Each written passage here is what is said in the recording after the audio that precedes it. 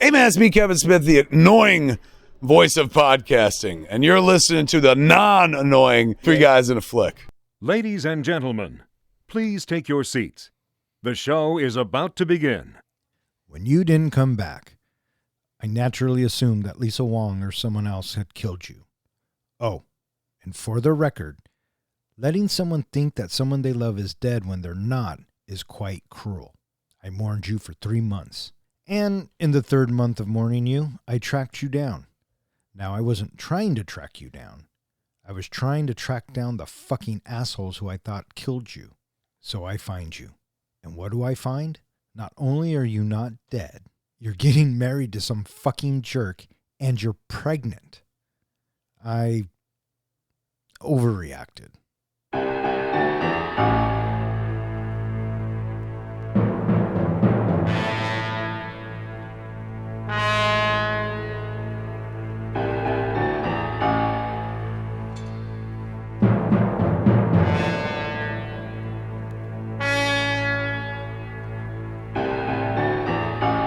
Welcome back. You are listening to Three Guys in a Flick. This is where we review the good, the bad, and the absurd. Tonight's episode, Kill Bill Volume 2. Beware spoilers. Coming to you from the gravesite of Paula Schultz in Barstow, California at Huntington Beach Cemetery on Fuller and Guadalupe. My name is Don, and to my right we have our comic book guy, John. You and I have unfinished business. Baby, you ain't kidding. And to my left, we have the professor, Ken. Hello, everybody. How you guys doing tonight? Groovy. Doing great. Yeah. What about you? Oh, I can't complain. Tonight we are talking about Kill Bill Volume 2. And Which is not the 5th Quentin Tarantino movie. Well, yeah. I mean, no, I guess it's not. Well, he does not consider it his 5th movie. Yeah, because he wanted these two movies to be one movie. It's the 5th physical film he's directed. And written. That's the other part. It has to be written and directed. Fair point. So, but I understand what you're saying, and I'll just go ahead and say, okay. Kill Bill Volume 2 comes to us from our professor, and so I'll just go ahead and ask you the question, even though I'm pretty sure we all know the answer. Why Kill Bill Volume 2? Last week we reviewed Kill Bill Volume 1, so it's a moral imperative we have to review Kill Bill Volume 2 right after that. And I'm just going to go ahead and say it now. Thank you, because these two films, as a story, belong together. You're absolutely right. They kind of can stand on their own, but only if you've seen both of them, if that makes any sense. But we'll get into that way later in the show. Well, I think it's also, if you watch the first one, you just have a craving to watch the second one. It was actually everything I could do last week not to immediately go into the second one. Yeah, I'm kind of with you on that. Released on April 16th, 2004, Kill Bill Volume 2 was directed by Quentin Tarantino. It was written by Quentin Tarantino, and it stars Uma Thurman, David Carradine, Michael Madsen, Daryl Hannah, Gordon Liu, Michael Parks, and a bunch of other actors. How'd this movie do, Don? This movie was made for $30 million, and it looks like it brought in $152 million. Which I was surprised that it brought in less than the previous movie, which brought in, I believe, $181 million. Part of the reason why is it's a longer film, and you probably lost one showing a day where you could show Kill Bill Volume 1 6 times, but you can only squeeze in 5 times for Volume 2. I concur with you. It has to do with the runtime because these movies did box office-wise very similarly. Bill Volume 1, it did $69 million, and it was 4 weeks in the top 10. And Bill Volume 2, it does $66 million, and it's 6 weeks in the top 10. So they performed very similarly, 1 year apart. Now, we know, first of all, both movies are amazing. Both movies are fantastic. And we know the first movie got ignored by the Academy Awards. How many awards was it nominated for this time around? It was nominated for a ton of awards, but none of them for the Oscars. Did not get any Oscar nods at all. Well, there you go. So who wrote the score for this movie? You know what, John? I am shocked, that you brought that up and you didn't. But one of my favorite filmmakers of all time, Robert Rodriguez. And he didn't do all of the score, but he did score a lot of it. And he scored it for $1 because the return favor was Quentin does Death Proof Yeah, I think that sounds right. for $1. No, Quentin directs something, does something for Robert for $1. Yes, Yeah. that's exactly right. Right. And it's that kind of friendship that I fucking love. The arrangement was that he would direct a segment of Sin City. That's what it was. Yes, Yep. For yes, $1. yes, yes, Yep. that's what it Yep. was. Do you know which segment it was? Do you remember? I don't know, but I could probably guess. Was it the one where they're hunting in the city? Which one No. was it? It's the car ride between Clive Owen and Benicio del Toro Okay. when he's dead and he's Oh, having the yeah. conversation with I can see that. I would like reviewing that movie. Sin City. Yeah. Listeners, the professor wants it. Give it to him. Put it in the helmet. So last week we talked about Volume 1 and its cast and how awesome it was. And I know for me, I kept saying that, Uma does a better job in Volume 2. Since we've already talked about Uma, just real quick, did you like her performance better in Volume 1 or Volume 2 there, Professor? Volume 1, I think, but she does some. I really appreciate her in Act 3, but I'll get into that later. Right. You? For me, I would go with Volume 1 only because I'm such a big fan of Kung Fu, martial arts, and swordplay. And I think she did a better job with the whole Crazy 88 fight scene in Volume 1. Oh, interesting. But her acting is superb in both. Yeah. You? I think she's stronger in 2 because 1 is so much fun and it's well written and it's an all around great movie, right? But 2, we're still in her arc. And when we meet up with her in 2, all of 1 is behind her, right? And now she has a whole new set of problems. And the fact that she gets buried alive, she makes it out, and her hardest fight that she has throughout this entire fucking bloody affair is probably getting out of that fucking box, I would say. Right. And so to overcome that and then find out what she finds out. And in that moment, I think she's better in 2. And in that moment, when she realizes she's a mom again, everything changes. And I just think it's very powerful. One of the things that I really loved in the first one was her reaction and just the acting style of Uma Thurman when she first woke up from her coma. You could tell from her facial expressions, from her screams, from everything without even any dialogue, exactly what she's feeling, and it felt very real. You brought up the coffin scene. Same thing. You could see in her expression just the fear, the panic, just the fact of being pissed off. You could see it all without any verbal cues at all. Yeah, she did an amazing job. David Carradine. This time around, we get to not only hear him, but we get to see him. What do you guys think of David Carradine? Hands down, has to be his strongest role of his career. Yes, I would agree with that, but I don't know if he was one of my favorites in the movie. I didn't ask you if he was your favorite. I asked you how he did. In all honesty, I used to, with my dad, watch the TV series Kung Fu Sure. every week. And every time I looked at him in Kill Bill Volume 2, it's all I saw was Kane from Kung Fu. And even his acting and his movements all felt the same. So I kept feeling like I was just watching the same, from that TV series. He was totally Kane. You were supposed to. Yeah. So Quentin did it right. But I agree with you, Professor. I think it is his strongest performance of his career because of the depth of the character and just the self-awareness of the character. Right? He's very straightforward. Even when he's talking to BB about life and death, it's very straightforward, right? Doesn't mix words. And I thought he was the perfect choice to play Bill, and I thought he was great. I will say that, his nickname in the movie is Snake Charmer. And I did find his character very charming. Yes, he fucking was. I mean, at times, even though he's a heartless bastard, or you kind of want to like him. Yeah. Especially in that whole end scene when he's doing all this stuff. There's a part of you that thinks, oh, don't kill him. Nope, not once did I ever think that. Oh, okay. But I could see why you would. Michael Madsen, what'd you guys think? He was a delightfully slimy guy. He was. I thought he played Bud perfectly.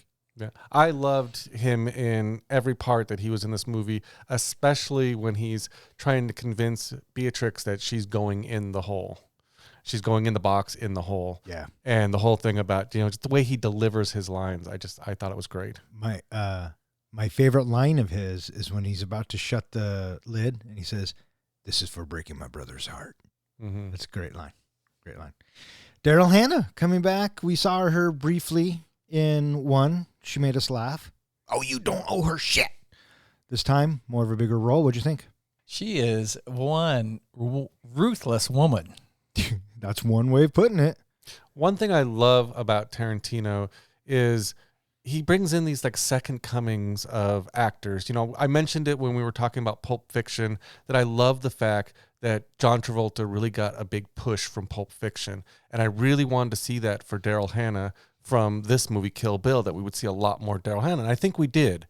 And I thought she did a fantastic job of coming back and being in this role. Oh, I thought she has some of the best scenes. Mm-hmm. Well, I think the reason why those work so well is because of the writing. She has beautiful dialogue to deliver. Right. Rounding out, we have Gordon Liu, who was actually Johnny Moe from the first one, as general. Pai Mei. That's right.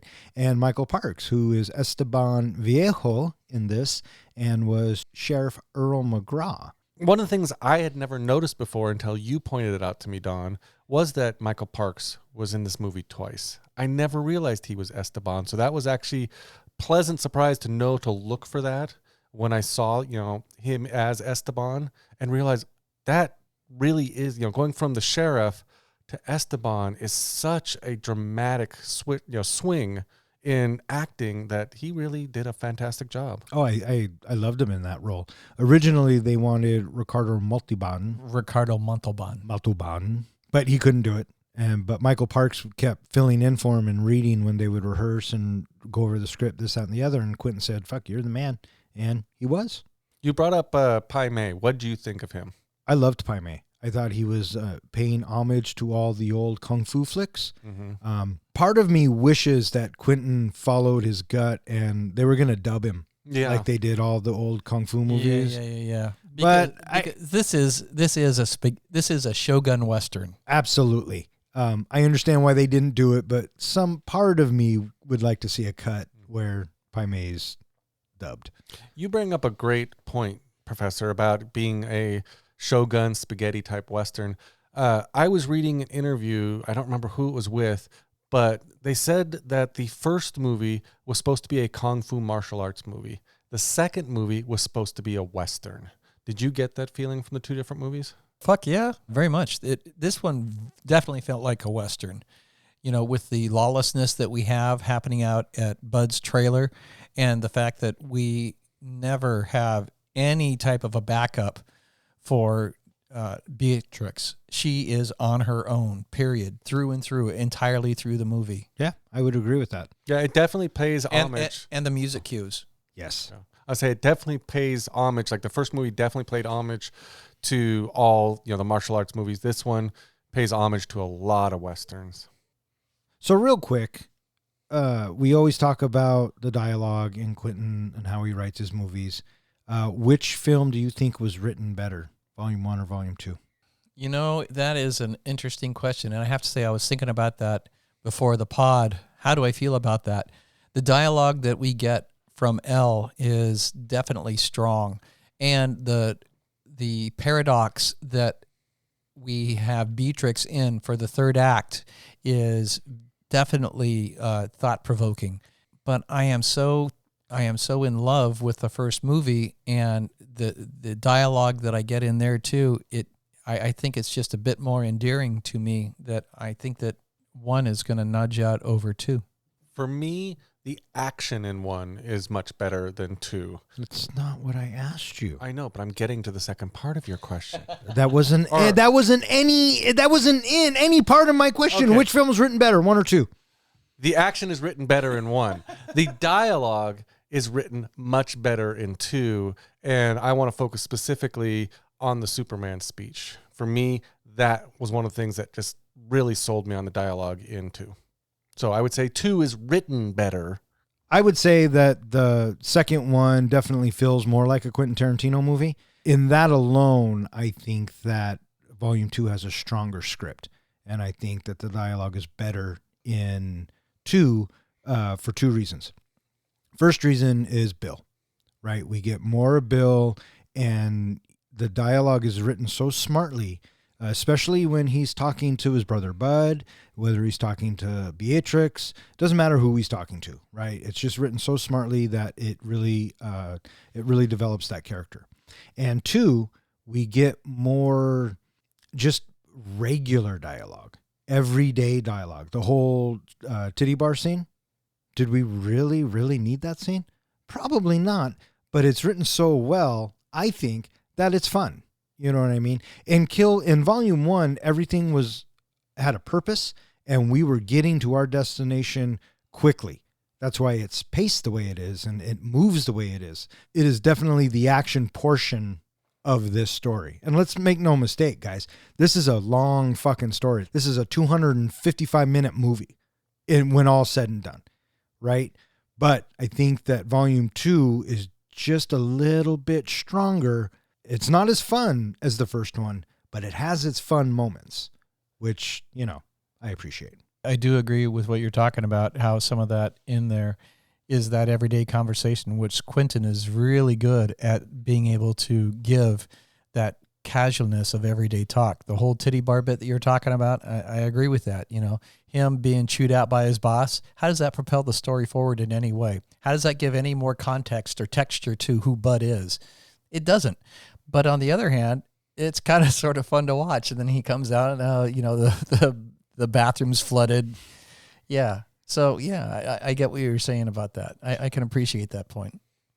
Do you know what time it is? Time to get a watch? No, it's trivia time. In our continuing pursuit to crown a master of movie knowledge, I have prepared a series of questions related to today's movie. Please wait until I finish each question before throwing out your answer. What is the name of the wedding chapel the bride was getting married at? The El Paso Wedding Chapel. No, the Twin Pines. Professor, do you have I just remember it's a wedding chapel. You said it at the beginning of this. Oh, no, you didn't say the answer? Two Pines. That's what I just said. Or did I say Twin Pines? You said Twin Pines. Twin and two. Pretty darn close. And, Hey. and I only had wedding chapel. Thank you, Professor. Okay. Thank you. Oh, fuck. If I was a guest, you would have given me 5 points.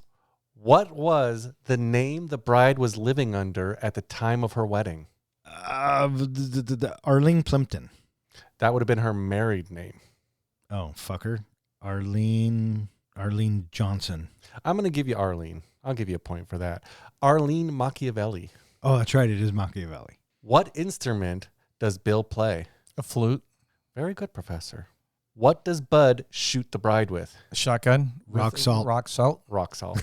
Shotgun, rock salt. I guess I could give you both. He does. He shoots her with a rock salt. I think we're both right. What is the name of the deadly martial art move that Pai Mei teaches the bride? The 5-point exploding palm heart punch. It's something like that. The 5-point palm exploding heart technique. Oh, well, You guys were close. I should fucking hope so. I have it written down twice in here. You can't find it. Twice. What is the name of the bride's daughter? BB. Very Fucker. good. Next question. What eye did Ellie Driver wear her eye patch on? Her right. Do you have an answer? That's her right. No, it was her blind eye. Which of Ellie's eyes does the bride pluck out? Left. The one that was still there. Yeah, the other eye.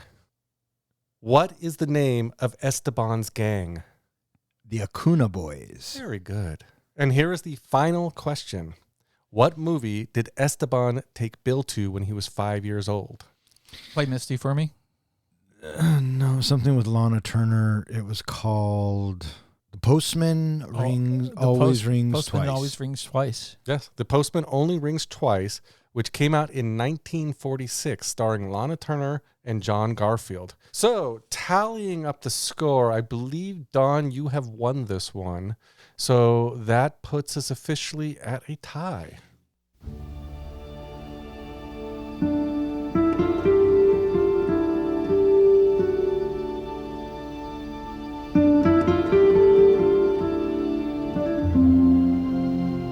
The pregnant bride and her groom rehearse their wedding. Bill, the bride's former lover, the father of her child, and the leader of the Deadly Viper assassination squad, arrives unexpectedly and orders the Deadly Vipers to kill everyone at the wedding rehearsal. Bill shoots the bride in the head, but she survives and swears revenge. 4 years later, the bride, having already assassinated Deadly Vipers Oren Ishii and Vernita Green, goes to the trailer of Bill's brother and the Deadly Viper Bud, planning to ambush him. Having been warned by Bill beforehand, he incapacitates her with a non-lethal shotgun blast of rock salt and sedates her. He calls Ellie Driver, another former Deadly Viper, and arranges to sell her the bride's unique sword for $1 million. He seals the bride inside a coffin and buries her alive. So this movie opens pretty much the opening from the first one. Yeah, we get a voiceover from Bill. Right. And it's kind of recapping us real quick. You know, Bill, it's your, and the gun goes off. And then we cut to Uma. She gives us a fourth wall break. I really like this bit. Just the way she delivers the lines and the way it's shot. It looks very film noir. Yeah, very. You know what I mean? And so from this moment, I know, okay, this isn't going to be anything like Volume 1. We're going to go on a different ride now. Yeah, and she says, only one left. The last one. And when I get to where I'm going to kill Bill. Right? So she pretty much just ties everything up for us. And then Volume 2 comes up on the screen. Right. What'd you guys think of we're finally getting to see what actually happened at the Twin Pines Massacre? Chapter 6. I was kind of thinking, yeah, about time, right? Let's Two Pines. Let's find out what's going on. We open with it's the wedding rehearsal, right? And we have the bride narrating, right? And she says there's a big misconception. Everyone said it was a wedding party, but really it was just a wedding rehearsal. And so we're in black and white, so we know that this is a flashback, and we have the preacher, the bride and groom, and then the wedding party. And Rufus, played by Samuel Jackson. Yeah, I can play Love Me Tender. That's such a great bit. And it's just these little moments that Quentin knows how to write. Then we have the bride. She starts to wander outside and she hears a flute. And the reaction on her face is, oh, fuck. But it's very subtle. I thought it was kind of a mixture of oh, fuck and kind of like she was happy he was there at first. Little bit. There, I saw a little smile try to peek through at first, but then she realized what she had done, and then it was, oh, fuck. Mm-hmm. So she walks out, and we get Bill and the bride. And the first time we get to see Bill's face. Yep. And it's oversaturated. Yeah. The lighting is oversaturated. Yeah. And everybody that has seen the first one automatically knows how this ends because that's how the first one opens up. And to see them being so demure and civil and restrained, you know that this ends in a bloody murder massacre, and here they are, and you are just waiting. How is this going to unfold? And they continue to be polite to each other. Yeah, there's kind of a standoff at first. Who's going to say the first thing? And the bride asks, how you found me, and he says, I'm the man. And then they both stand, and then Quentin does this thing where he cuts to Bill's feet taking a step forward, the bride's feet taking a step forward, back up to the face, back to the feet, back. Mm-hmm. We're taking the journey with them, one step at a time, because even though everything has still gone down, you know that there's a history.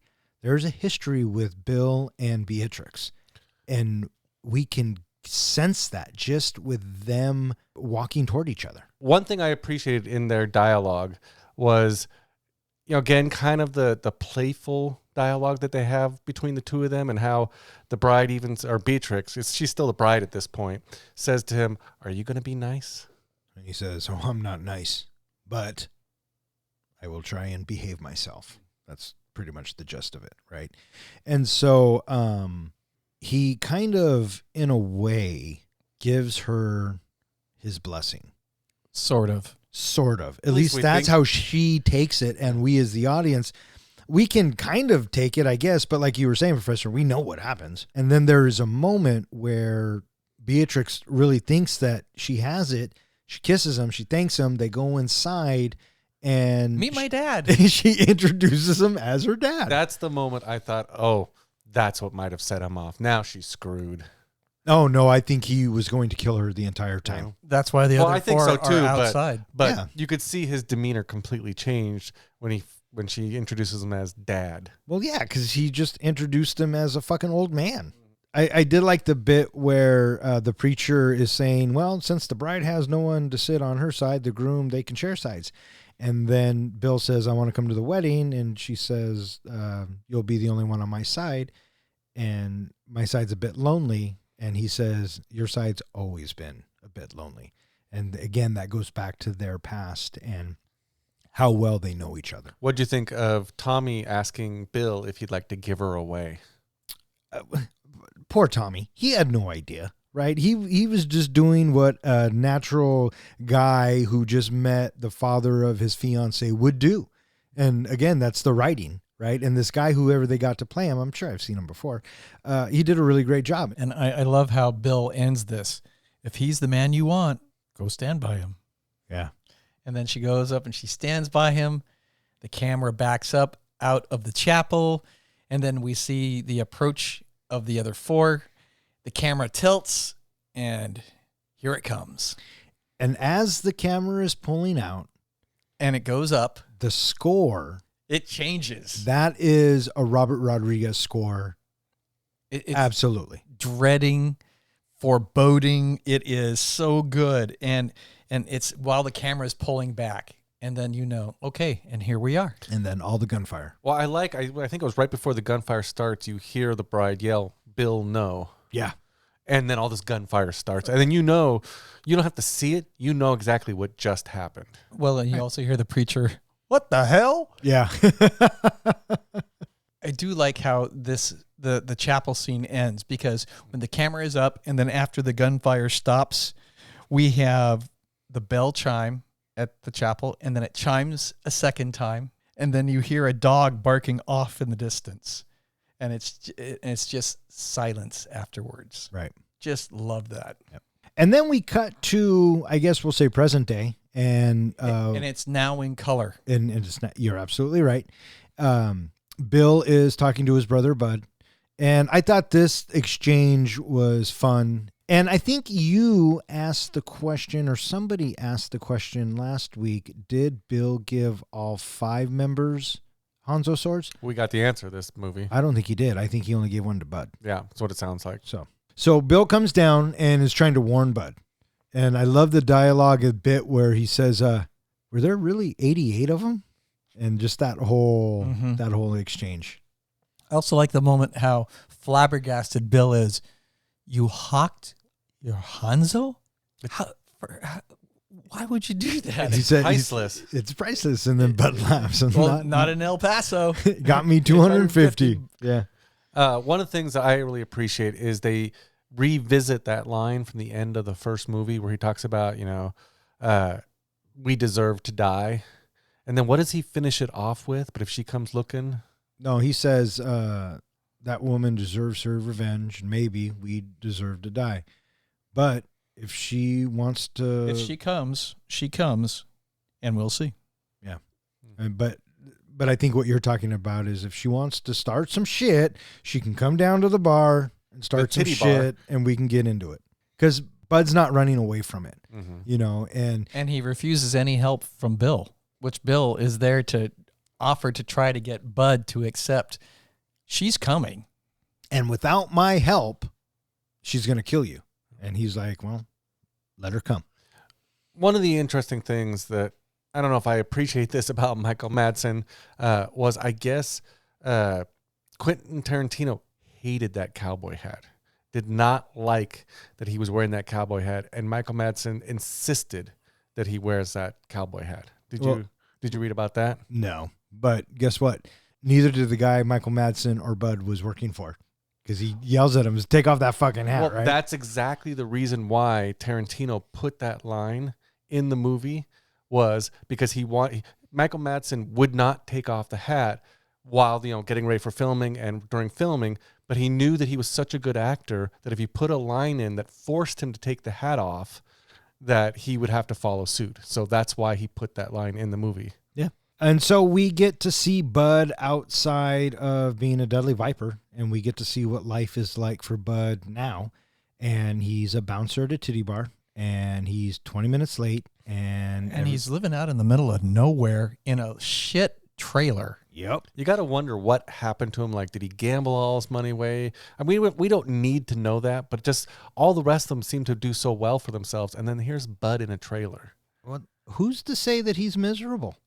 Maybe he wants to be like this. I don't know. He seemed pretty excited to get that money. Well, who wouldn't? It's $1 million fucking dollars, dude. Come on.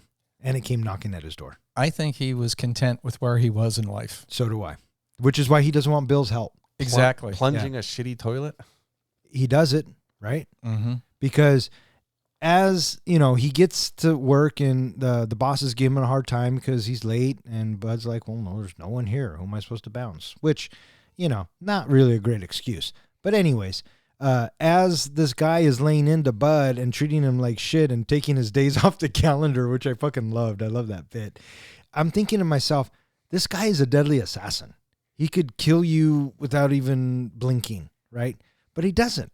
Bud takes the shit job because I think somewhere in there that makes up Bud, he might feel bad for everything that he's done. That's why I was wondering if that was maybe his Penance for everything that he had done in the past. Well, if you think about it, what does he ask Elle about? The 2 R's. The 2 Yeah. Rs. Yeah. Well, I also thought the line that he had delivered earlier, which was, "And we deserve to die." You're right. Maybe that he does feel something.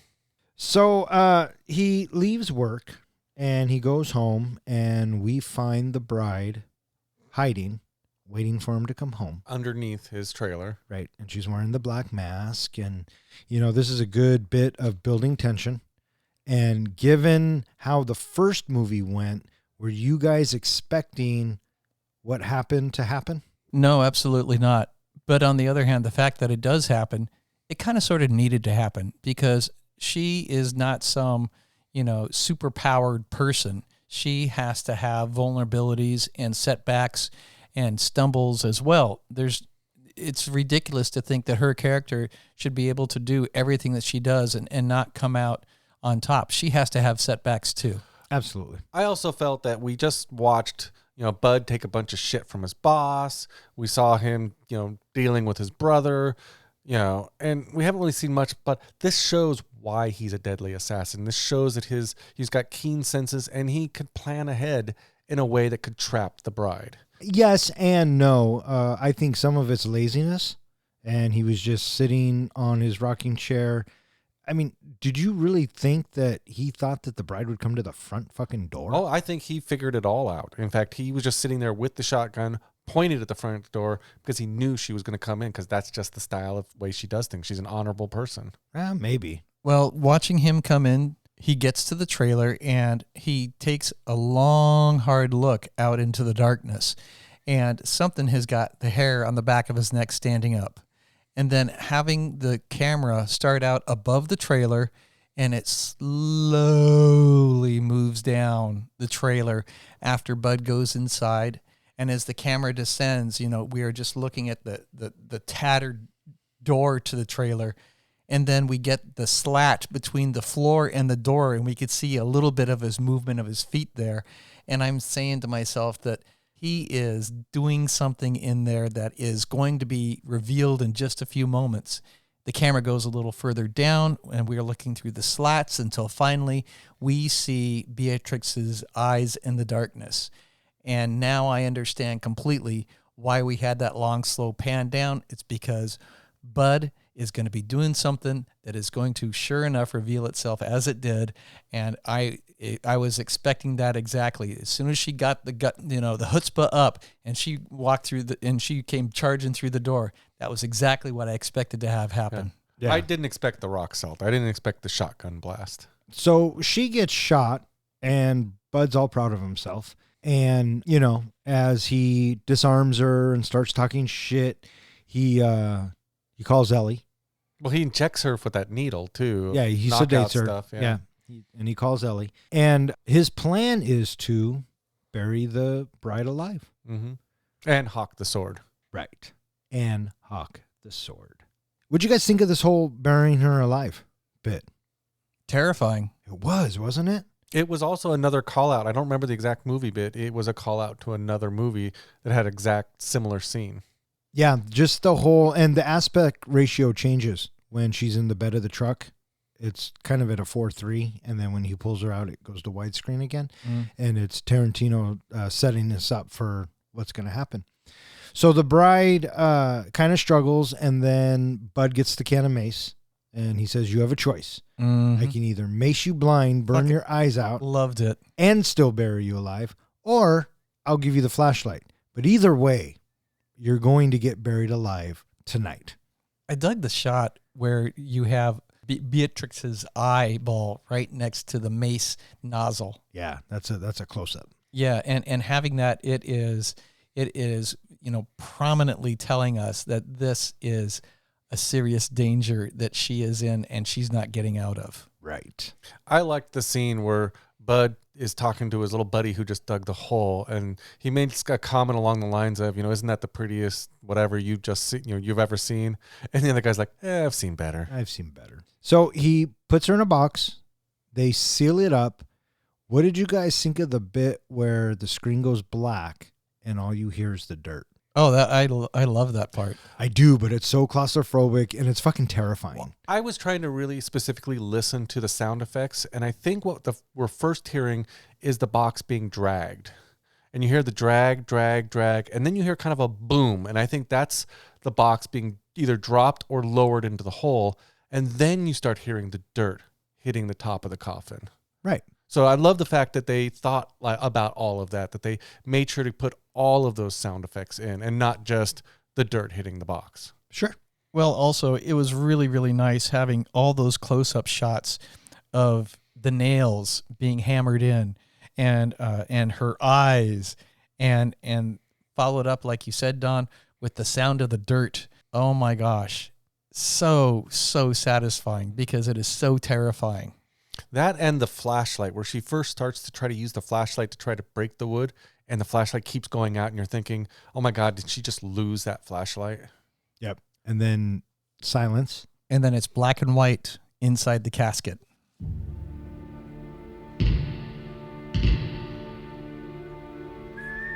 Years earlier, Bill tells the young bride of the legendary martial arts master Pai Mei and his 5-point palm exploding heart technique, a death blow that Pai Mei refuses to teach any student. Properly used, the attack is reputed to leave an opponent able to take only 5 steps before dying. Bill takes the bride to Pai Mei's temple for training. Pai Mei ridicules and torments her during her training, but she eventually gains his respect. In the present, the bride uses Pai Mei's techniques to escape from the coffin and claw her way to the surface. So here we are at Chapter 8, The Cruel Tutelage of Pai Mei. What'd you guys think of this whole bit? I really enjoyed the starkness that we get between the campfire to when we get to Pai Mei, because the campfire, it's warm, it's friendly. You have the gentle flute playing. You have the warm colors of the fire. They are both smiling. And then when we get to Pai Mei's place, it is flat colors and it is grainier looking in its image. Yeah, like it had just been raining and it's dreary out a little bit. Mm-hmm. And Bill comes walking down the steps going, yep, he'll take you as your student. But his face is all fucked up. Yeah. And his shirt is half undone. Yeah. And then I love the reaction of Beatrix when he says, Bill says, don't talk back, no sass, at least for the first year or so. And if you watch her face, it's like, did you just say fucking year? Well, I love, even I think it was right before that she asked, when will I see you next? Yeah. And he says, that all depends on you. You're going to have a lot of fun. Yeah. I liked that we get a hint that what happened to Elle when he says something about don't give him like a dirty look or anything because he will pluck your eye out. Mm-hmm. So right there you're like, oh, that's what happened to Elle. Right. And so she goes up and they have a very brief conversation before he says, show me what you got.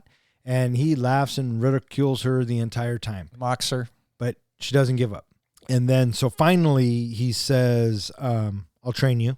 Well, there was a key thing that happened during this scene where he basically fights with her to check out her skills and everything that I don't know if I caught the first time that I watched this movie, which is when he puts her in that arm lock and basically says, this is my arm now. This is what, I can do anything I want with this arm. It belongs to me, which is her right arm. And there's a thing that happens later on in the movie that plays into the fact that that is Pai Mei's arm. She uses the right arm to explode what's his name's heart? No, she uses that same arm to get revenge on Elle when she plucks out the other eye. So that is her getting revenge for Elle killing Pai Mei. I dug the 70s music that is playing when the challenge begins. Yes. Yeah, Yes. it's totally funky music. It's definitely a 70s homage to a 70s kung fu flick. You know what I mean? Well, mixing the two. That character of Pai Mei, I don't know if he's been named the same, but he's appeared in a lot of other kung fu movies in the past, the same exact look and everything. And in fact, there was a legend that really Pai Mei existed. I guess he had a technique called the white eyebrow technique. You ever heard of this whole story? Nope. Supposedly, you always hear about, if you watch martial art movies, the forbidden technique or the forbidden martial arts. Well, that was the martial arts that Pai Mei in the past had created. But I guess at some point he turned on a bunch of monks and basically gave them up and they were all massacred. And because of that, all record of him was pretty much cut out, and his techniques, his fighting style was renamed the Forbidden Techniques. Yeah, there you go. So now we get to watch Pai Mei break through the board, and he wants her to do the same, break through the board. With the arm he owns. Right. And so we get a training montage. What did you guys think of... in the first one, we had the dark silhouettes over a blue background. This one, we have black silhouettes over a red background. Mm-hmm. I really dug the shots of her doing her moves and then them doing it together. She looked very crisp and very comfortable with it. And I love the bit where she can't use the chopsticks, so she uses her fingers, and Pai Mei's like, nope. If you're going to be like a dog, I'm going to treat you like a dog. And so it forces her to use it, and the look of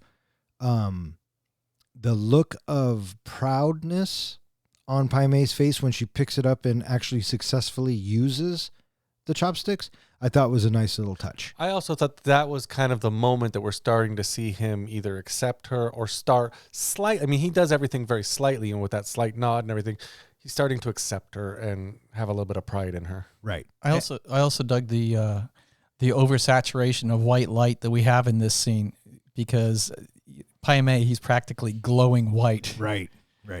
There's another moment that I think is pivotal that happens just before the montage, when we have Pai Mei telling her to break through the board, and he says to her, "What if your enemy is 3 inches in front of you?" And it's like the coffin. Yeah. And that's what this whole fighting montage was about, is her breaking through the coffin. Right. It was her rechanneling her Pai Mei-ness to get out of this fucking coffin. We talk about, every so often, oh, fuck moments or things that just kind of shock you. I think one that kind of every time gets me is when she is in the bed asleep, cold, and she in her sleep thinks she's hitting the board and she hits the wall real quick. And it looked like she really did it, right? Oh, because it looked like it hurt like hell. Yeah. I love that bit. Yeah. I love that bit. Muscle memory, though, Mm-hmm. right? I mean, that's what's happening. Now we're back in the coffin. And the bride starts wiggling her legs free, because it turns out she has a straight razor in her boot. Did you catch, there were a lot of references specifically in this movie to Reservoir Dogs. Did you catch that those are the boots Michael Madsen wore in Reservoir Dogs? No. No, I hadn't. Those are red boots. They apparently, according to Tarantino, he wore the same boots in Reservoir Dogs, and that was the same razor. Oh, I knew he that used. was the same straight razor, Mhm. but I didn't think about the boots That because was- he was in all black, so I Yeah. don't know why he'd wear red boots. There's And al- now I have to go back and fucking watch it. Now, there's also a later, I don't know if it's later or if we saw it earlier, but there, in Reservoir Dogs, there's a gas tank can or a gas can that he uses that he's going to pour on somebody. Yeah. That can is actually in Bud's trailer. Right. So she gets her straight razor. She's able to cut the rope, and then she starts hitting the box. And what I really appreciate about this scene is the score that's going along with it. The score is very uplifting and rising, and that's what she's doing. And she breaks through, she claws up through the dirt, and she pops out. Such a satisfying moment. One thing that I really appreciate is a lot of these movies have our overpowered hero, our uber hero, our indestructible hero. When she's punching that wood, you can see the blood from her knuckles on that wood, which shows, again, a little bit of vulnerability. And damn, that must have hurt. Well, she just got a chest full of fucking rock salt, too. And we saw that. Mm-hmm. And so we know she's not invincible. Mm-hmm. This leads to my favorite scene in the movie.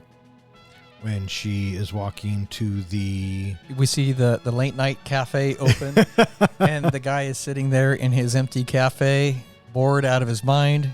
And what does he do? He sees somebody stumbling herky-jerky across the street with a trail of dust coming off of her that you can see from the overhead street lamp. And you can't make out that there's gravestones, but I'm thinking he probably knows that the graveyard is right there. I was just going to say, and one has to know the graveyard's right there, right? Yeah. And to see that, it's like, what the fuck? And then when she gets to the door and she opens it up and she looks even better under the light, and to have her sit down and say, "Can I have a glass of water, please?" It's fucking brilliant. I loved how respectful she was, too. Just, "Can I have a glass of water, please?" Yeah. Or actually, she says, "May I? May I have a glass of water, please?" Yeah. Favorite moment. Because she is still polite. Chapter 9, Elle and I.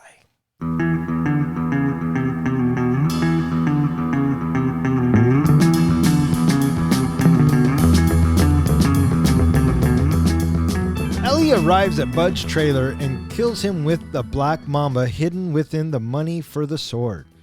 She calls Bill and tells him that the bride has killed Bud and that she has killed the bride, using the bride's real name, Beatrix Kiddo. As Ellie exits the trailer, Beatrix ambushes her and they fight. Ellie, who was also taught by Pai Mei, taunts Beatrix by revealing that she killed Pai Mei by poisoning his favorite meal in retribution for him plucking out her eye after she called him a miserable old fool. Enraged, Beatrix plucks out Elle's remaining eye and leaves her screaming in the trailer with the Black Mamba.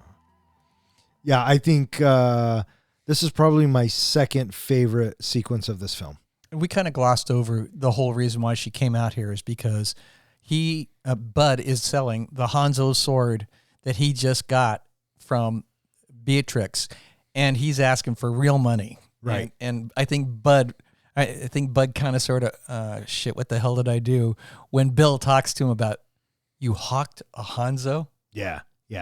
And so after the bride gets her drink of water, we cut to the daytime, and now it's Elle driving to Bud's. You're right. She's going to meet him at his trailer.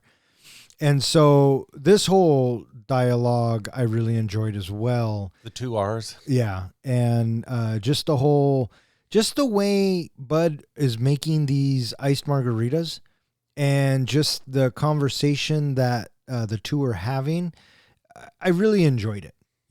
Did you guys see Elle betraying Bud? Did you guys see that coming? No, I wasn't expecting that at all. I didn't see it coming either when I saw it. I honestly thought she was going to do something, and I didn't think it would be a snake in the money. I thought she was going to stab him in the back, that she was going to do something and blame it on the bride. I kind of saw it coming because you could tell, even from the phone calls, she didn't like Bud. She didn't care about him at all, and he didn't really care much for her.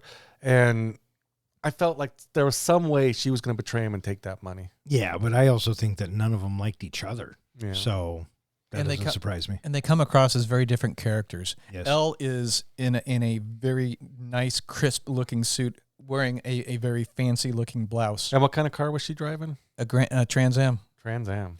And Bud is in a trashy trailer that looks derelict practically, and there's crap lying around everywhere, and he just throws stuff around the trailer. They are so opposite of each other when he's making her the drink that they sit and talk to for a few moments. Right. I like how she says, can I take a look at the sword? And he says, is that my money in the suitcase? And she goes, yes. And he says, well, it's your sword now. And the interesting thing that I enjoyed about the suitcase was that dingy, dreary-looking trailer is a stark contrast to that bright, almost luminous red suitcase. It is the center of our attention each time it is in frame because it stands out so brightly. Yeah. And you know what I was thinking during this scene, because of you two fuckers? What color were the bands on the hundreds?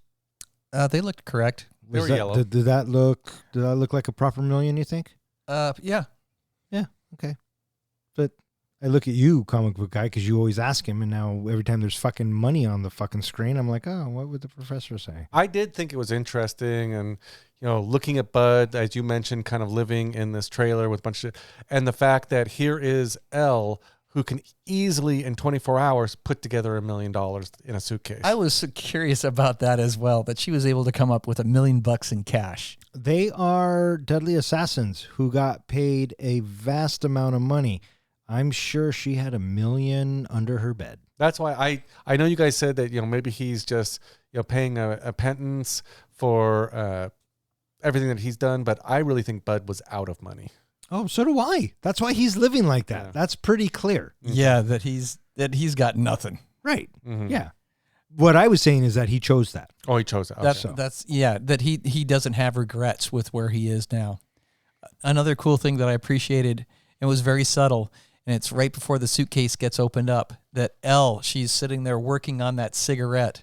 And as the conversation's coming to a close, right before he opens up the suitcase, we get a close-up, tight shot of her crushing the cigarette. And I took that as the symbolism of her crushing Bud, she's taking Bud down. It's about to go down. And watching it again, the snake popping out of the fucking suitcase shocked the shit out of me. I remember that.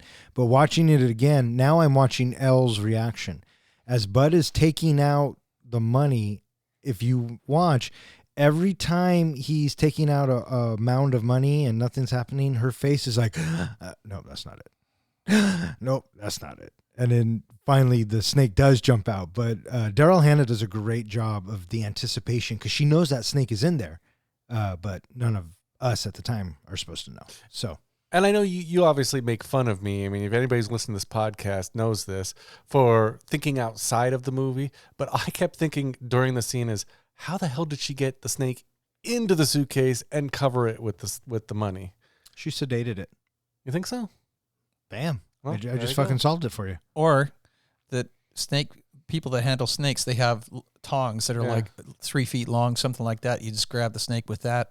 Yeah, but how'd she get the money in there if she's holding the tongs? Well, she already has the money in there, and then what's going to happen is that you just shift things around in there. If there's enough room for the cash to move around, then the snake should kind of sort of work its way around if you just shuffle the suitcase around a little bit. Interesting. One thought I had is snakes like to burrow. So all she had to do was get the snake into the suitcase on top of the money. The snake would have probably burrowed in underneath the money. So that would explain why, she was shocked every time, or give a shock face every time the money was taken out, didn't know where the snake might have burrowed. My other thought was, just like we mentioned a second ago, in 24 hours, she was able to put together $1 million in cash. She was also able to get her hands on a black mamba snake. That's what I was more impressed with. So my thought is, she already had this black mamba. So maybe back of her head somewhere, she was planning on using this snake at some point. Yeah, okay. Just a thought. I kind of that all seemed like common sense to me when I watched it, right? Mm-hmm. Never once did I question how'd she get $1 million, where the snake came from, because the way that Tarantino paints the life of these people, I buy it. You know what I mean? Ren was top of the world. Vernita was a house. Mm-hmm. You know what I mean? I just bought it. Yeah, I did too. It shocked me. It shocked me that she kills Bud. But I do like her monologue. how she explains her little facts about the black mamba. I thought that was brilliant. And I love how she even pauses and says gargantuan. See, I really like that word, but very rarely do you have a chance to use it in a sentence. And then it cuts back to Bud, and he's fucking writhing in pain, coughing and Which choking. got the paralysis. He's fucking dying, man.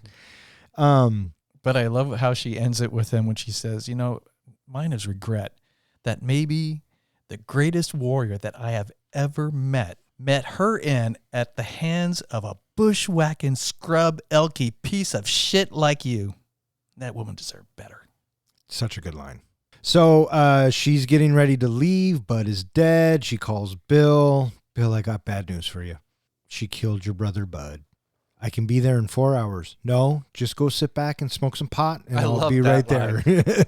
How is she so nonchalant about that snake in the trailer someplace? Because it's her snake. She's not afraid of it. Clearly, she's not, because she just moves around with no worries. Yeah. So Ellie collects everything. She gets ready to leave, but here comes the bride. What'd you guys think of this fight? So the way the fight opens up, I don't know if you guys ever watched Almost Live, the Seattle version of Saturday Night Live. Yeah. They had a reoccurring skit on there, Billy Kwan.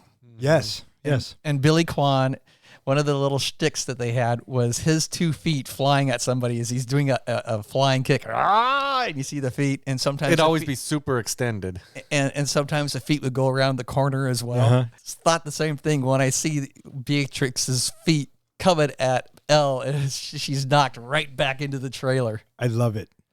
And Elle has the sword, right? But she can't unsheath it because either the trailer's too tall, she's too close to the wall. This whole choreographed fight, I thought, is probably the best one-on-one fight in this saga. What do you think when the bride grabbed the TV antenna and just whips her across the face a few times? So funny. So funny. Good. But not as good as when the bride grabs the can of chew. The spit can? And throws it in her face, and she stops to say, gross.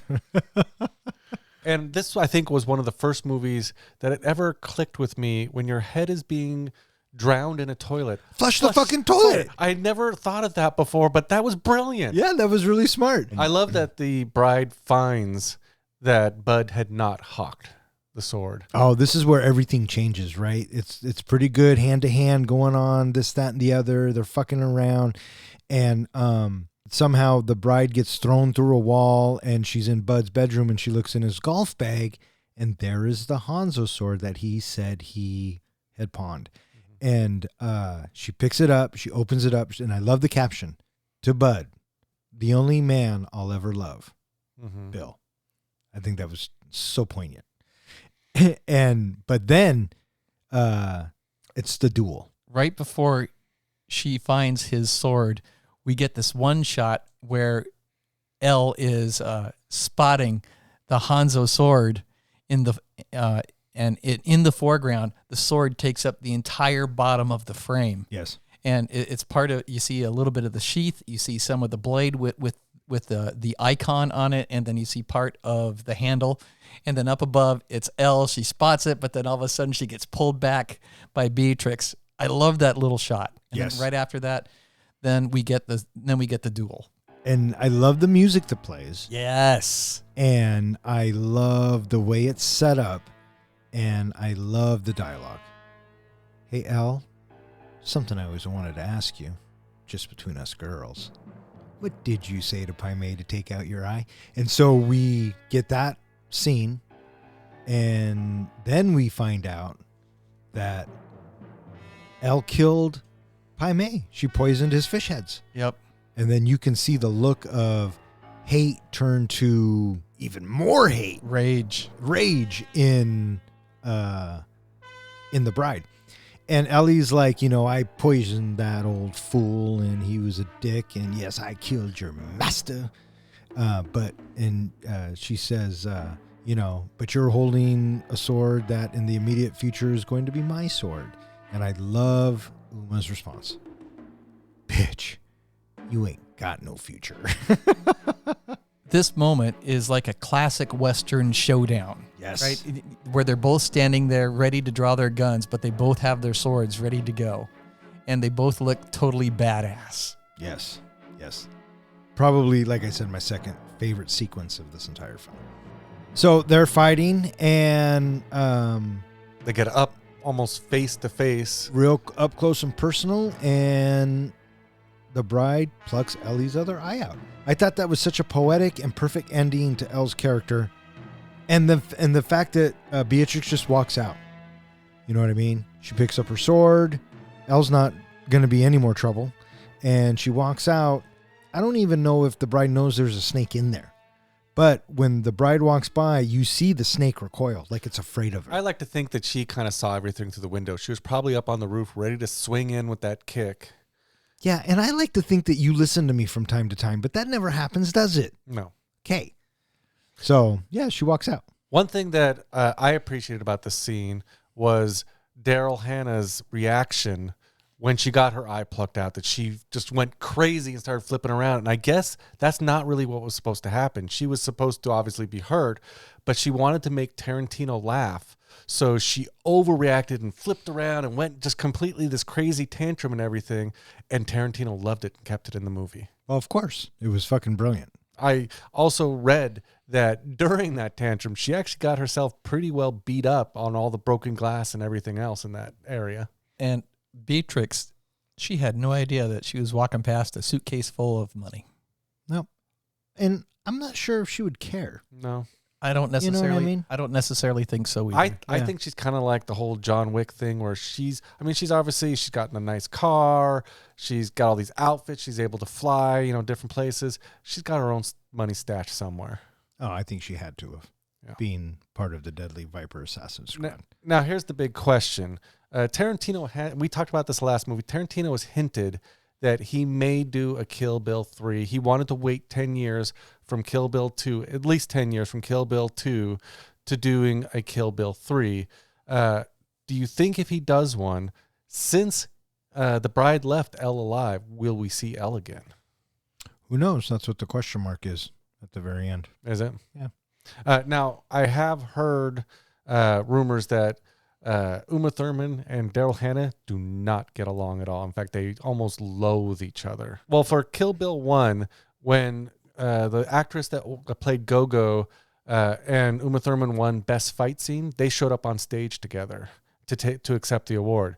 When Kill Bill 2 came out and they won, Uma Thurman and Daryl Hannah won the award for Best Fight Scene, Daryl Hannah went up on stage. Uma Thurman was nowhere to be found. Yeah. Last chapter, Face to Face.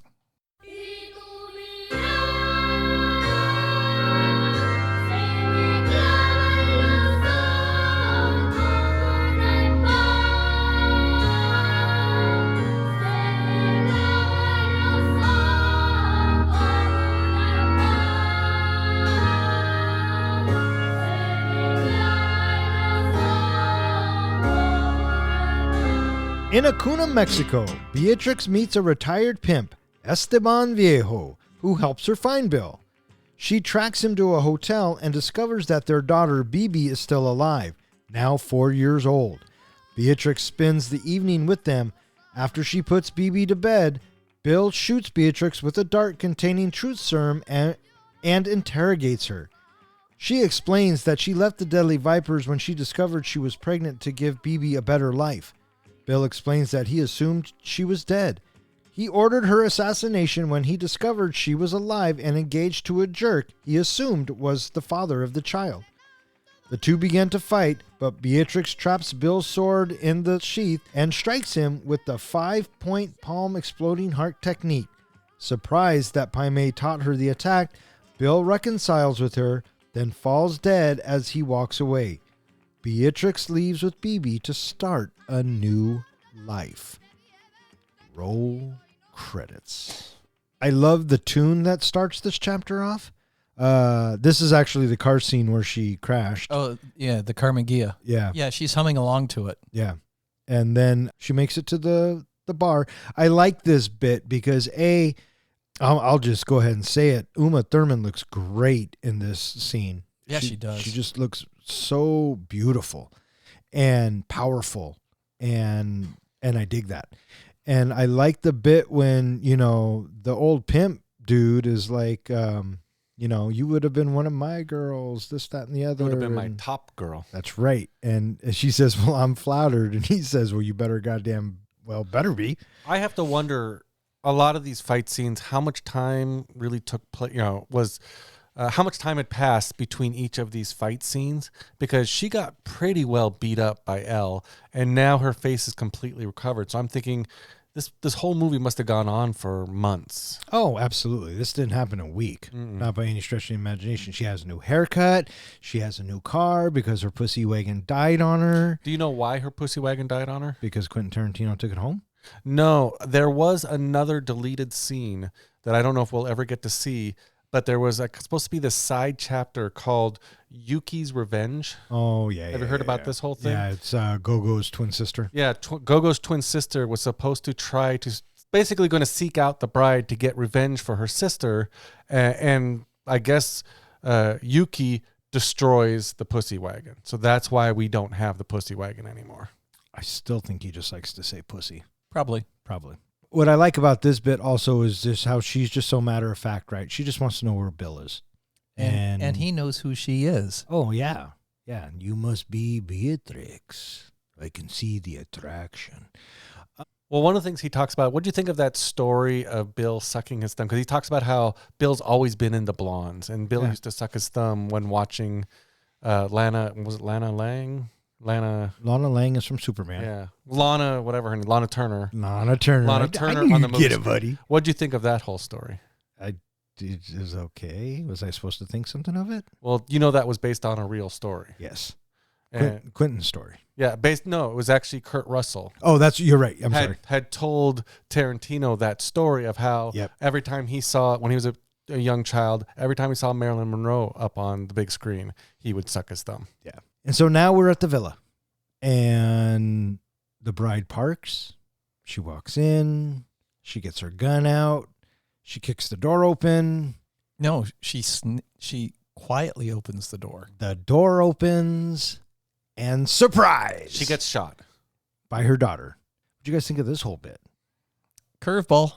Oh, yeah. I figured the daughter had to come in at some point. Sure. So I thought, okay, well, we're going to probably see her come in. And I thought she was actually going to point a gun or something at her daughter and then get stopped. I didn't expect this whole daddy-daughter moment of, Mommy, you've been shot. You know what you're supposed to do. Oh, I thought it. And the look on Uma's face when she sees that BB's alive. Instant recognition. And she knows that she can't kill Bill at this exact second. She's so overwhelmed, but yet I think that she's overwhelmed with love. And I mean, that's her daughter that she's never seen before. And then to be asked to play along with this game, even though it's not really playtime. She's ready to kill Bill. It's kill time. Oh, so good. And it's almost crushing. It's almost crushing. I felt like you talked about how you can kind of read her expression. I felt like at one moment, you're right. She sees BB and she's instantly in love and thinking, there's my child. I thought I lost everything. There she is. But then it also recognizes in her that Bill stole 4 years of her life with BB. Oh, yeah. Well, I mean, Bill's a dead man anyway. Yeah. So she's right back to where she was. Yeah. Oh, I don't think she left. But the gentleness that we see from Bill at this time, when BB, lay down. Yeah. And then after she shoots Mommy, don't die. I was playing. Yeah. Yeah. And then we get the little dinner sequence where Dad's making sandwiches, and he explains to Beatrix, that BB has just learned about life and death. I thought this was some really good writing. The goldfish story. Yep. And which is interesting that a little child would do something like that. I almost thought, is this a future serial killer? Look who her father is, guys. It's not that far out of the norm. I kind of thought that too. You got to go along with it.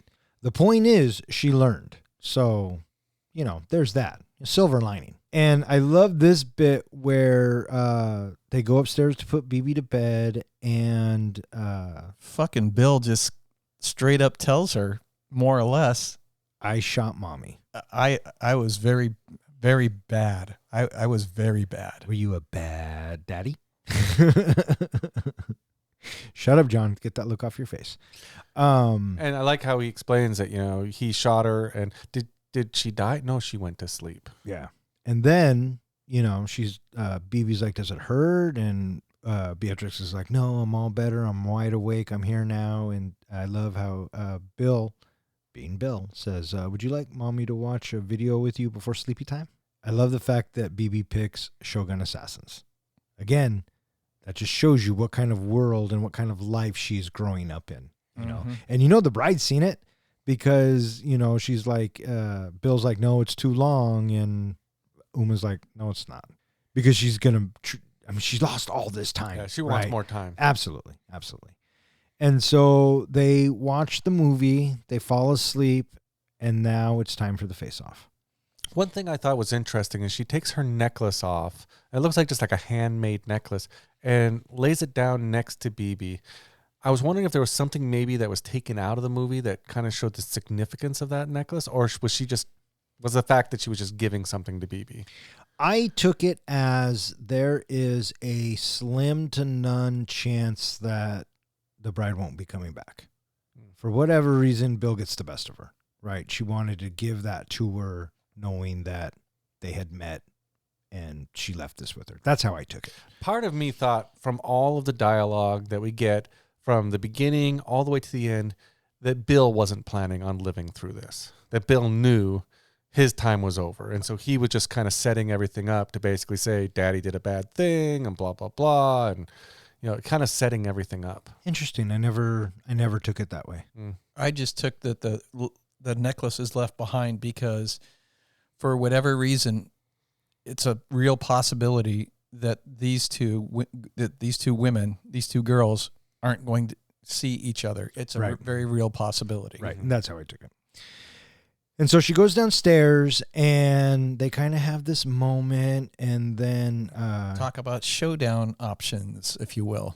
A battle in moonlight on the beach. So yeah, and she kind of laughs and there's a moment of levity, but she goes for the sword and then he shoots, stops her, and he says, before we get to the end of this bloody saga, I have a couple of questions. And I love the bit about how he says, when it comes to you, I can't trust what you say. And when it comes to me, I don't believe that you would speak the truth, or that whole bit, right? Mm-hmm. So what does he do? He shoots her with truth serum.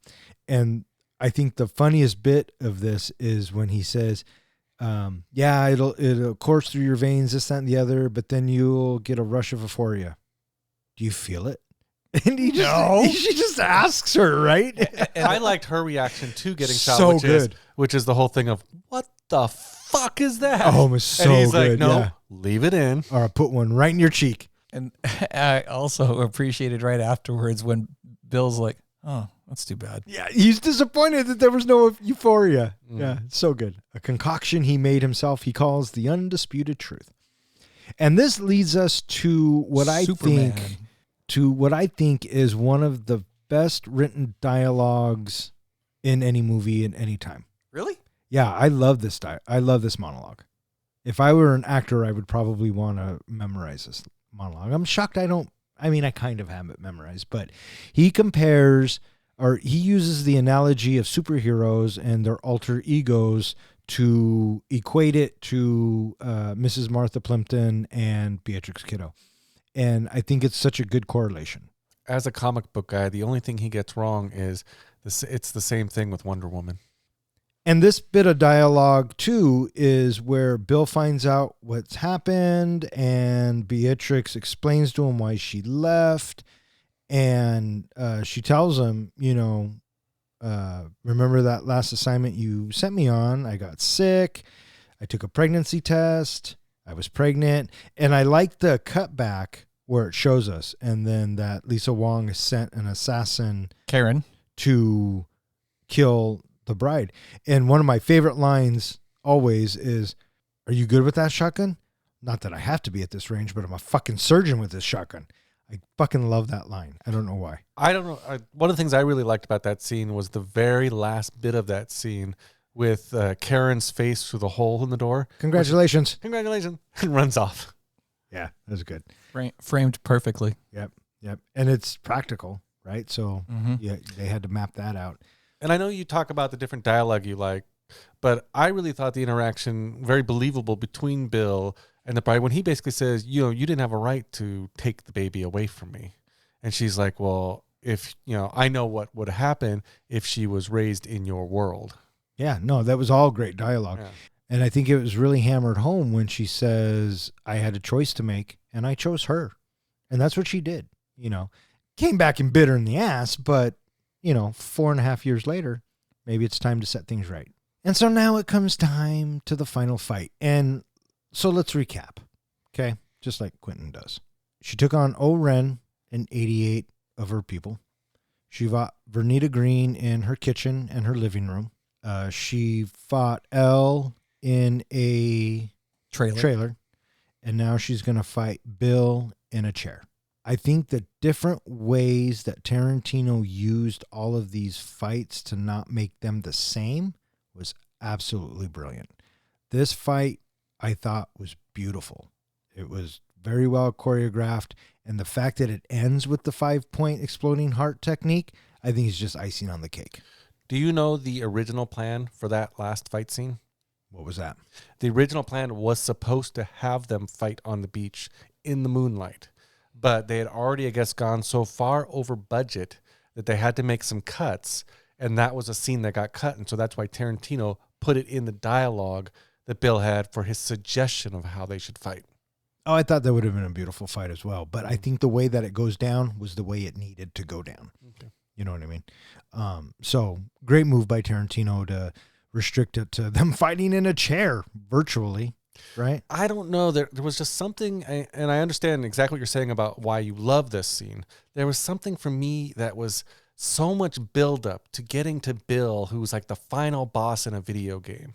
And it was just kind of a downer the way they just ended so quickly. I expected to be more like this, to be the greatest of all the fights. And I expected the fight on the beach at midnight, in moonlight, just something like that. But yeah, I can see where you're coming from.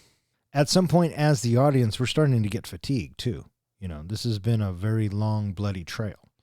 So I appreciated the length of this fight. I appreciated how it went down. And I appreciate that after she does it, he looks at her and he says, I can't believe he taught you that. And she was like, and he says, why didn't you tell me? And she's like, I don't know. I'm a bad person. And he's like, no, you're not a bad person. You're my favorite person. Remember when we wrote the group? Mm-hmm. There's a line in there that I lifted from Volume 2. Oh, yeah? Yeah. It's when the little kid is saying, you're my favorite person. Mm. I lifted that from Kill Bill. And so, yeah, he looks at her and he says, how do I look? And she says, you look ready. Mm-hmm. And I think it's 6 steps. Did you count? It's like 5.5, right? I counted it this time around, and I counted 6. But the fanboys on the internet says it was 8. But yeah, I counted 6. All right. You are now banned from The internet because that's 30 seconds I can't get back. So thanks, bud. And then we cut to Mommy and BB leaving together. And they take off. And then I love the next title card. Next morning. And BB's watching cartoons, which was very reminiscent to Pulp Fiction when young Butch is watching cartoons. I had the same feel and same vibe. Mm-hmm. But the bride is in the bathroom. Processing. And just letting it all out. Yeah. And totally get that. And Uma does such a great job selling that. I felt it for her. Yes. Everything that she's been doing for these past couple of months, years, whatever it is now over, and she got her life back. And she had no idea that she was going to be rewarded with her daughter. Right. She was just on a bloody rampage for revenge. And it all works out. And the song that's playing at the end of this film is probably my favorite song of the soundtrack. Again, it's a Robert Rodriguez.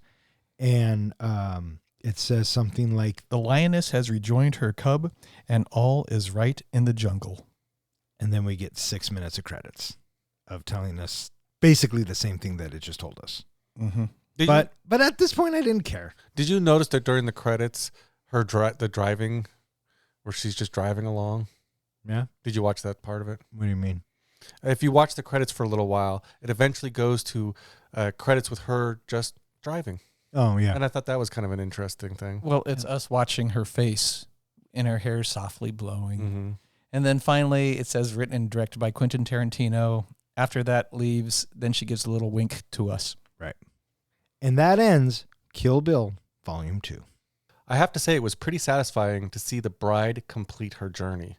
Almost as satisfying as another epic journey. What journey are you talking about, John? Oh, stop, Professor, stop. And now it's time for John's Precious Moment. This is the point in any of our podcasts where I take whatever movie we're currently reviewing and compare it to the greatest movie series ever made, Lord of the Rings.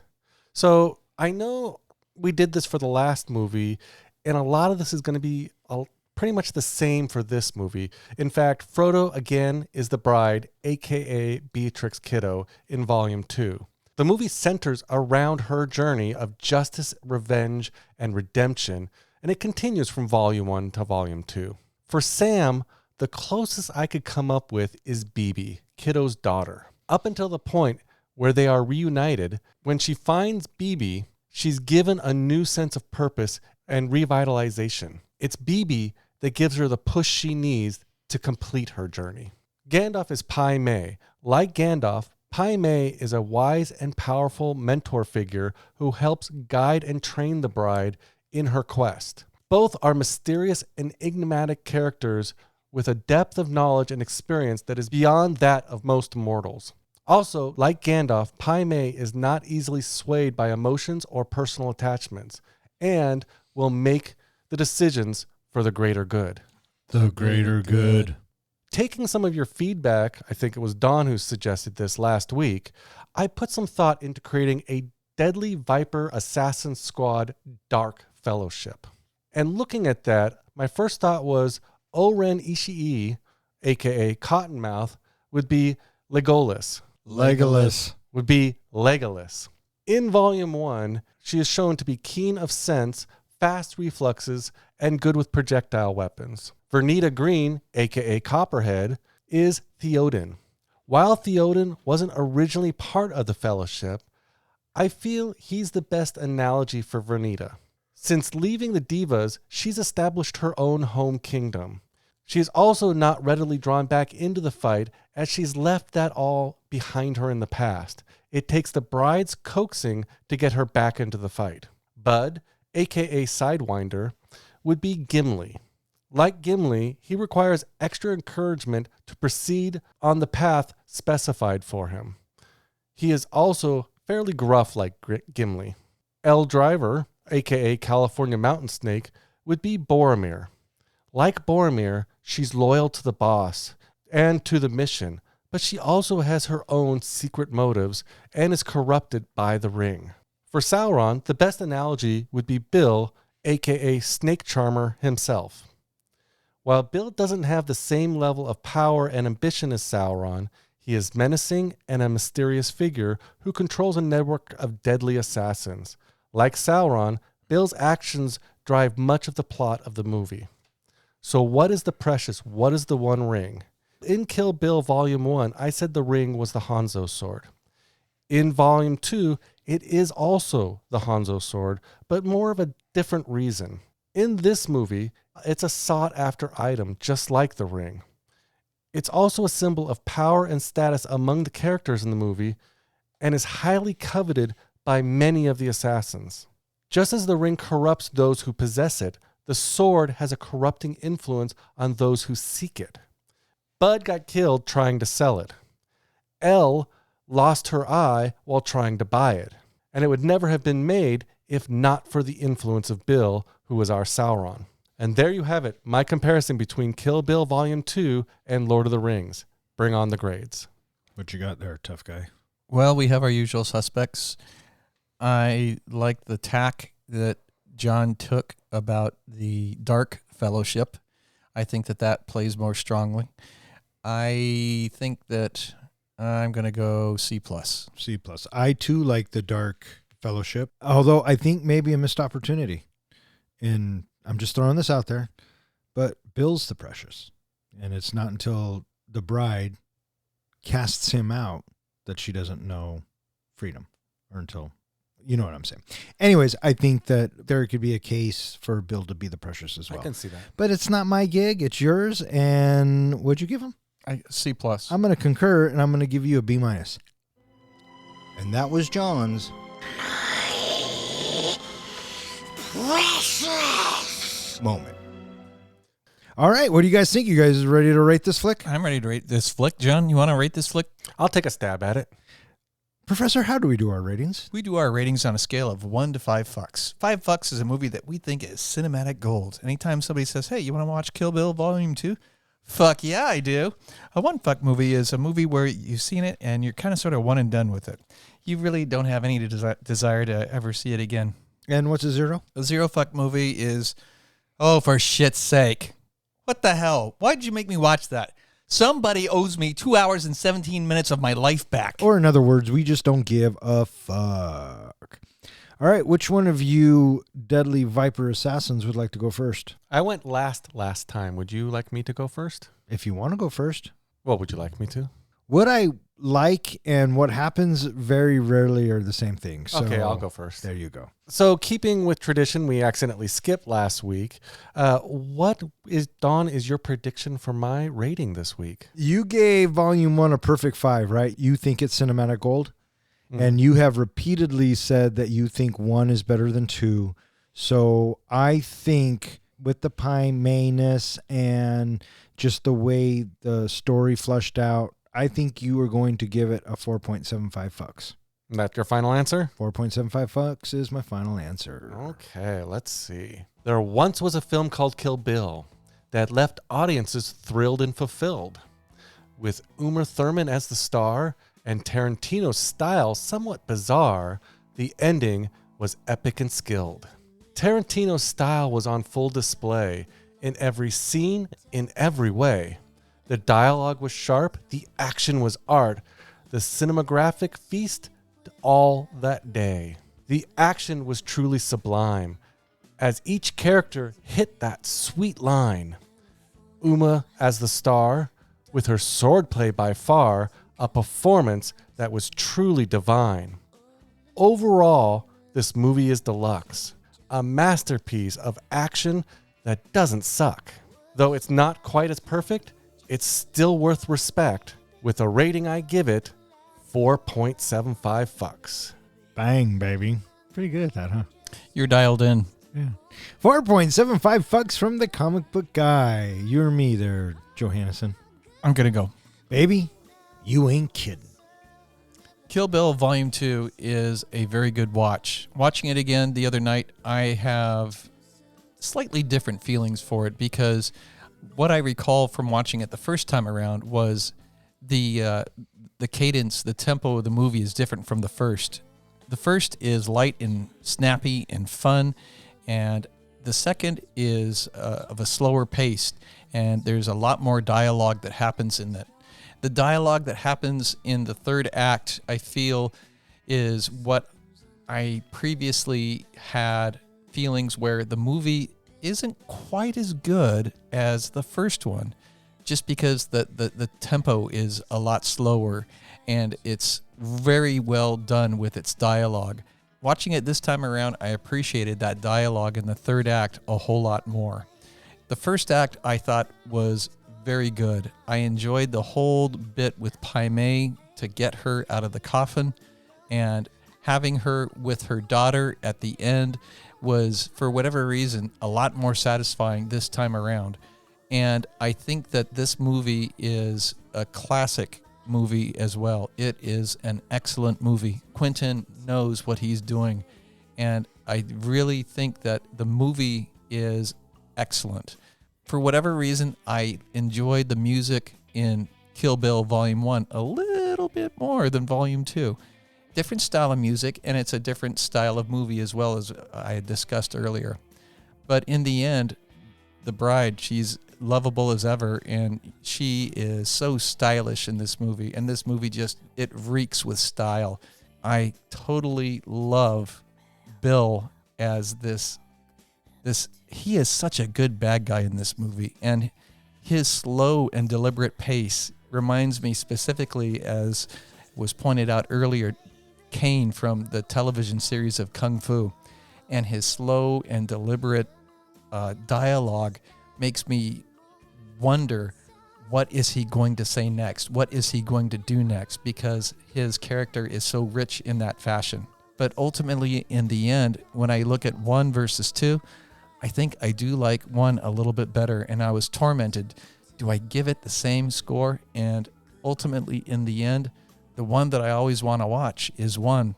And so ultimately, I think that I'm going to give the movie 4.75 fucks. This is the same score that I gave Volume 1, but at the same time, I still like Volume 1 a little bit better. Yeah, I totally get that. 4.75 fucks from the professor, 4.75 fucks from the comic book guy. I guess it's my turn.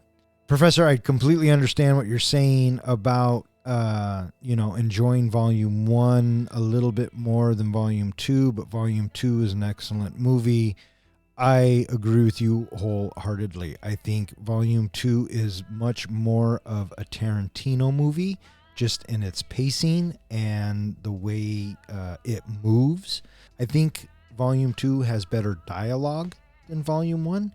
I think that Volume 2's cast, essentially it's the first one, but the other characters that we get introduced to hold their weight, and it really supports the movie.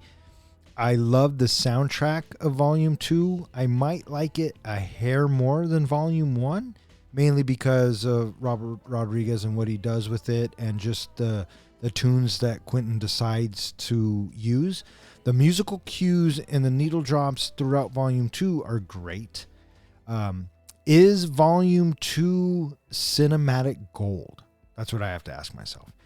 And though I like it better than Volume 1, I don't think Volume 2 is cinematic gold, because without Volume 1, Volume 2 really doesn't work.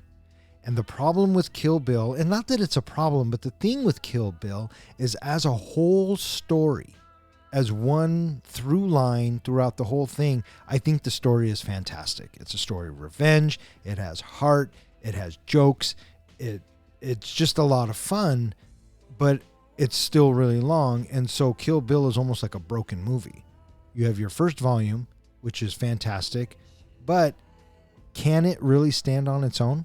No, it ends with a cliffhanger. You would always want to know what happens with the baby, right? Can Volume 2 stand on its own? No, not really, because it starts with Chapter 6. You know what I mean? Sure, we get told what's going on, but you don't find out what happens to Oren. You don't find out what happens to Vanita Green. You don't know why it's such a big deal that she has a Hanzo sword, right? It doesn't work. One doesn't work without the other. And I think that with what we're doing and how we're doing it, I can't award Volume 2 cinematic gold, even though I do think it's slightly better than Volume 1. So I'm going to do like you, Professor. I'm giving Volume 2 4.75 fucks, the same score I gave Volume 1. So with 4.75 fucks from all three of us, that gives Kill Bill Volume 2 an average of, you guessed it, 4.75 fucks, which now puts it in the 3 spot, tied with Die Hard, The Shawshank Redemption, and Elf. It is slightly better than Goodfellas, Pulp Fiction, Black Panther, and slightly worse than Kill Bill Volume 1. That sounds a little weird. The better than, yeah. Yes, exactly. Goodfellas? What? Pulp Fiction? What? Yeah, crazy, huh? I would say I like it better than Pulp Fiction. Kill Bill? Yeah. It's up there for me. I think it depends on my mood on the day. All right, that is going to wrap it up for this episode of Three Guys in a Flick. If you would like to know which movie we are going to be reviewing next, please check out our website. And speaking of which, hey, John, where can they find us? Well, as always, they can find us at our website, threeguysinaflick.com, where we post all of our show notes, all of our podcasts. We actually have quizzes made up of the trivia that we share on the show, as well as anything else we can feel like putting there. In fact, I just put up a blog post all about Tarantino's foot fetish. You can also find us at all of the social media sites and anywhere that hosts a podcast. All right. I just want to thank Zach, Ronnie, and Jill for always listening. Keep on listening. Thanks, Zach. Thanks, Ronnie. Thanks, Jill. And I want to thank anyone else who listens and who has suggested a movie. If you keep listening, we'll keep recording.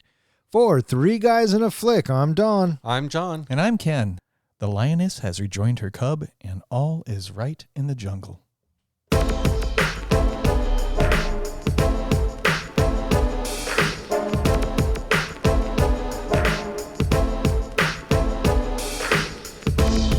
Well, I've got Friday off. We're so not. We're not talking about later. We're talking about right now. His priority is right now. Yeah, but I took Friday off. And good for you, my man. I am happy for you. I really am. You deserve a day off. I know what you do at work. And if anyone deserves a fucking day off, it's fucking you. I think it's you and I have unfinished business. I think it's you and I have finished business too. Would you mind doing that one again? Would it fucking matter if I minded? You and I have unfinished business. Yeah. Last week we From the top. So do you know what time it is? time to get a watch. That could be. Time. God damn it. I was going to say something, but you fucked me up. Do it again. Just do that. Do you know what time it is? Time to get a watch. It's trivia time. I thought you were going to say something. No, I didn't have anything to say. That's why I said do it again. Oh my God. All right, one more time. And action. Ellie, who was also who I've been calling her Ellie this whole fucking time. So good, Dad. Sounds awesome. It makes me cry.